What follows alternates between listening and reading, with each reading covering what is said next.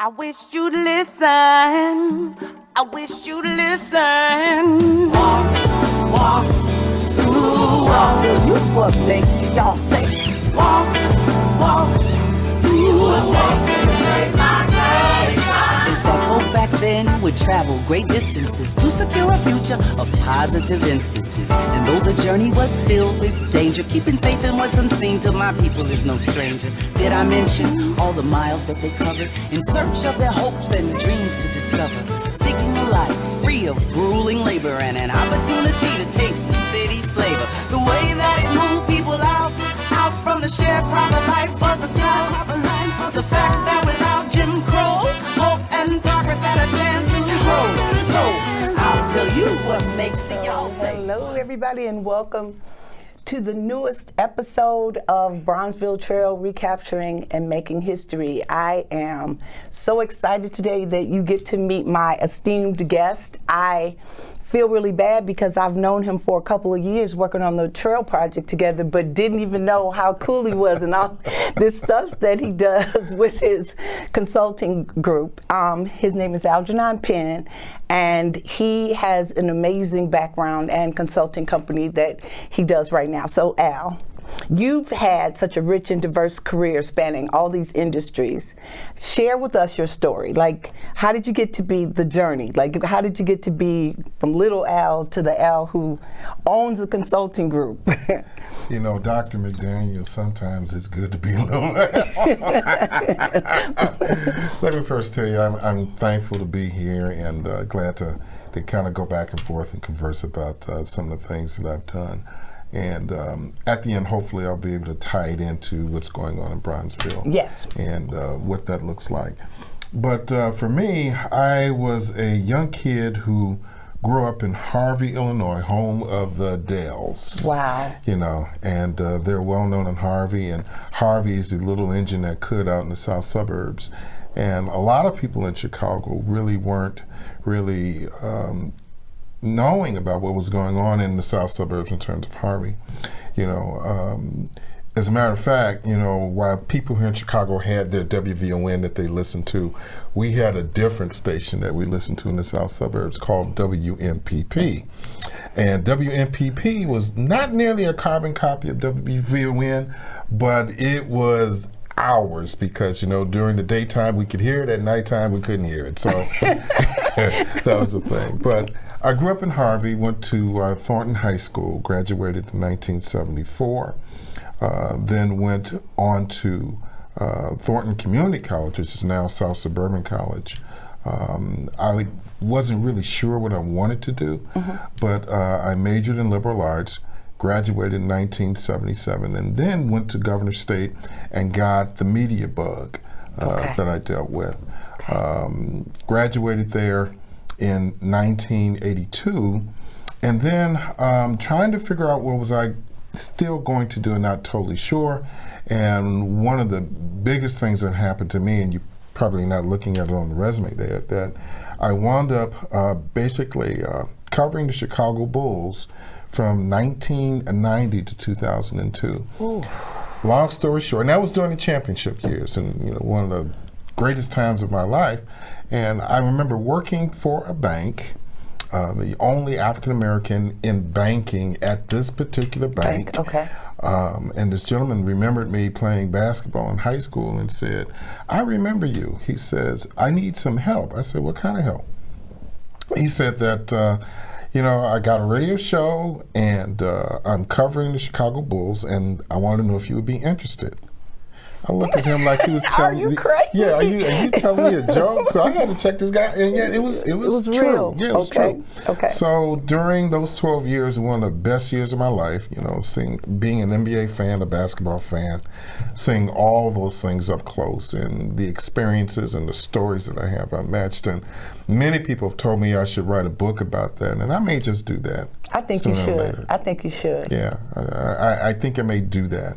But at the same time, while that was going on, I got into the housing industry, roughly around the year about 1998. There was something that was going on in the country called, you know, housing, and housing was really on fire at that point. I was working in residential and commercial lending, and there was this company who came after me called the Nehemiah Program. And what that meant was, the Nehemiah Program was the nation's first down payment assistance program. So as you hear about certain things in the presidential election now, as Vice President Harris is talking about offering $25,000 in down payment assistance to homeowners. That's kind of what Nehemiah was? Nehemiah was the first company to ever do such a thing. We started out as a builder nonprofit in Sacramento, California. And the way it started for us is that we wanted to crack the builder market to basically have an idea and a product that would get more homeowners into homes. And so we used a guideline with FHA financing, which was different than conventional financing, where you would be required conventionally to have a 20% or 10% down payment. FHA would either give you a 3 or 5% down payment. And so what we did, we used a rule in the FHA handbook that allowed a charitable nonprofit to give a gift. Now, for down payment and closing costs. Now, they did not say how that should be administered, but we made a way to administer it. The way you needed to. And so HUD, not being very keen on the fact that here's a nonprofit who's offering this money this way, basically sued us to stop it. They didn't like what we were doing. We countersued HUD. Yes, we did. We sued the federal government. That's what I'm talking about. Did you? And we won. And the reason why we won is that HUD was saying that what we were doing was illegal. We said, fine, set the guidelines, do the rules on it. But the way we won the lawsuit to allow it to happen was there's something in your mortgage package, if you ever got FHA financing, called mortgage insurance premium. And mortgage insurance premium is an insurance policy that the lender has on the loan to ensure that if there's a default, that the lender will be paid back a large portion of the loan amount. And so what we did, we showed the government that with our program, buyers were actually more likely not to default than if they didn't have it. And we had the numbers to show it. We won the lawsuit. But as a result of that, we had to allow other copycats to come into the marketplace. And basically, within a couple of years of that, we had great success. Around 2001, we serviced around our 100,000th customer across the country, because it was initially a builder product, but we went to the resale market and we marketed our product to real estate agents and mortgage companies and everybody, and we made tons of money. We gave away tons of money, but at the end of the day, we had a lot of people who were in homes who were happy and satisfied. And so during that tenure that we had down payment assistance, the initial form of it, there were about maybe 500,000 people, not just through our program, but other programs, who really got into home ownership. So I look at that as really a major monumental task that we created. And a lot of people, as a result, got into home ownership at that point. That's cool. So Imani, slide 1 is the cool slide that Al created for us. So now you're Penn Consulting Group. Correct. How did that come about, and tell us the focus of your company? That was an interesting thing, because around 2006 is when I first got wind of what was going to happen 2 years later with the mortgage crisis. And when the crisis came full blown, it paralyzed a lot of people in the industry, because I had been in residential lending for about 20 years. And at that point, I was just really trying to sort out, what am I going to do? And so I realized that during my career, I had marketed a lot of stuff to a lot of people. So when you're sitting down and your industry has been blown to bits, you have to do some sort of assessment to see what can you do, what you like to do, what you're good at, what you're not good at, and kind of formulate a strategy as to how to really have a new start. So I started Penn Consulting Group primarily as a way to give smaller businesses voice and space in their marketplaces in order to be able to survive, because the same tools that the big boys use, the little guy has to use now too.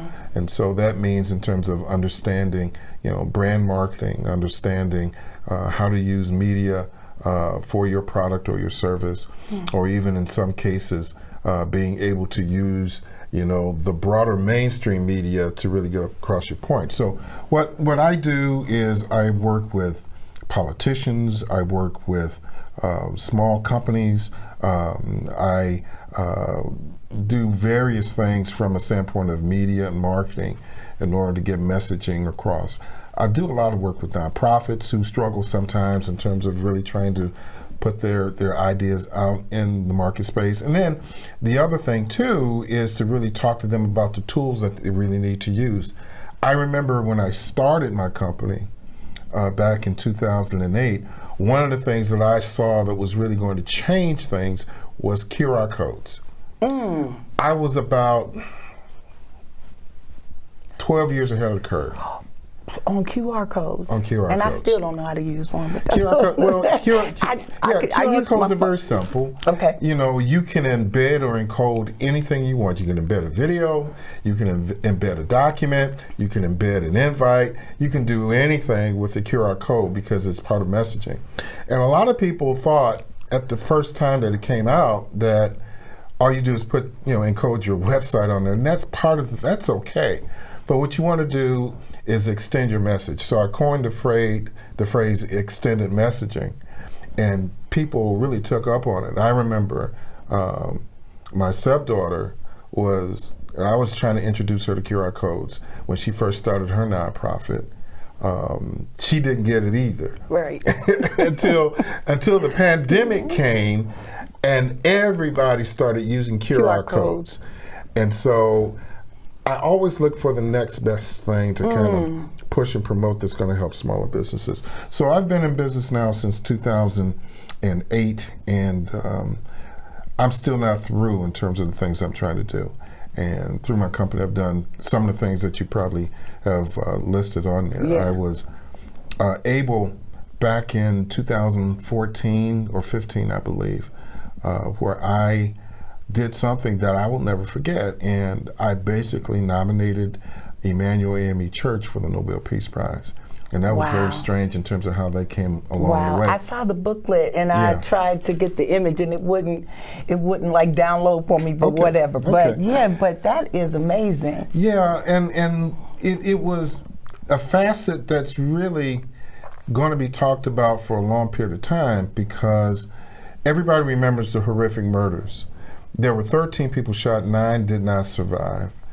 And I was approached by a group of people because they knew I was good at marketing. Well, do you think you can do this? I said, yeah, I can do it. But the question in my mind was, a church had never been nominated for the prize. So that was a first.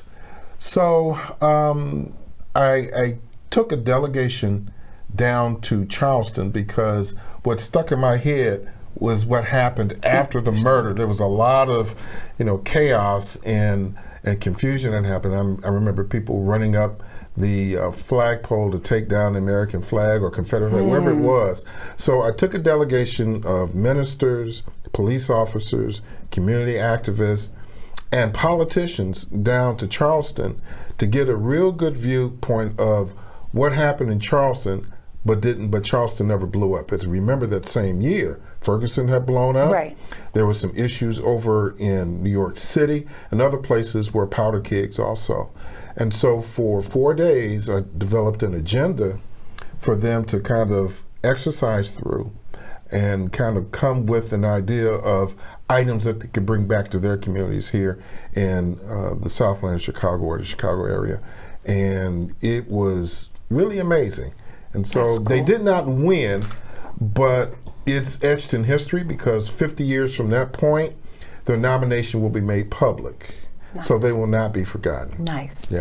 So the next 3 slides, we got former Congressman Bobby Rush, we got Jesse Jackson, the amazing Reverend Jesse Jackson, and we have the former mayor of New Orleans? Like, what did you do with all these people? Like, what is it that you did, like, for the Reverend Jesse Jackson, for... Well, let me kind of start chronologically with Congressman Rush. When I was in housing with the Nehemiah program, again, it was a new iteration of how housing and mortgage financing needed to be, and people were really amazed about it. Everyone from the home buyer to the home seller to the mortgage company to real estate agents were all excited about this new innovative way in terms of getting people into homes. And that, what I call, is the golden area at that point of people who are buying homes, getting in them. And I tell people during that period of time, roughly from about 1998 to about maybe 2007, it was easier really to get a house than it was to buy a car. Some of those reasons were great, some of those other reasons were not so great.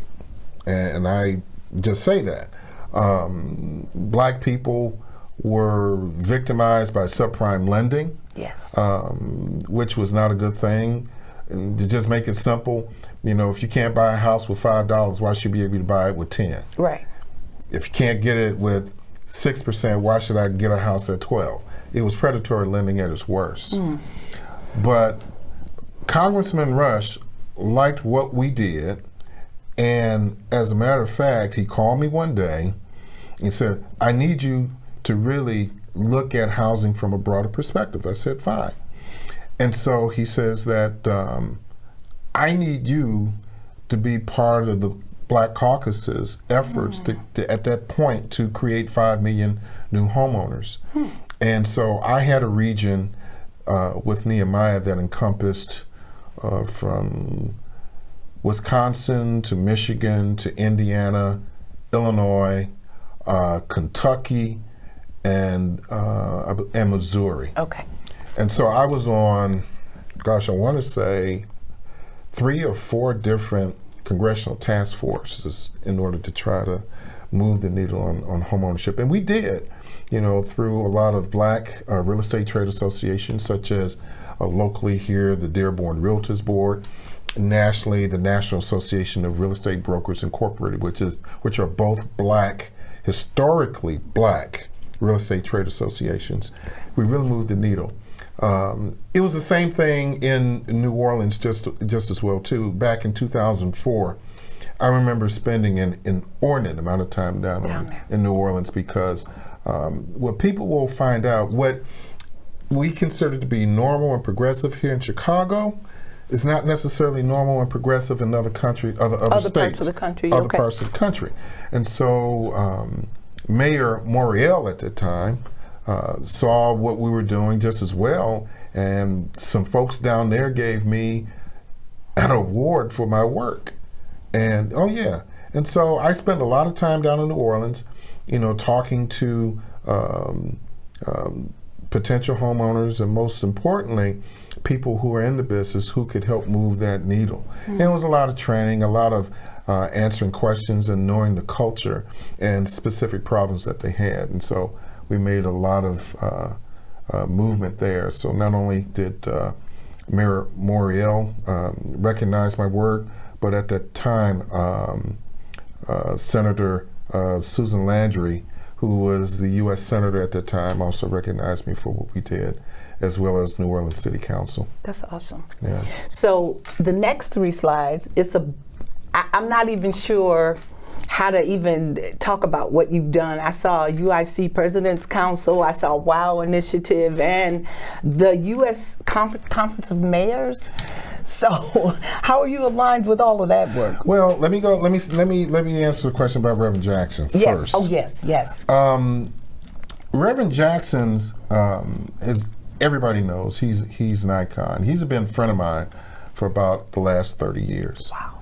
You know, I'm very close to, you know, just about all of his children, just friends with them, and my involvement in the Rainbow Push Coalition.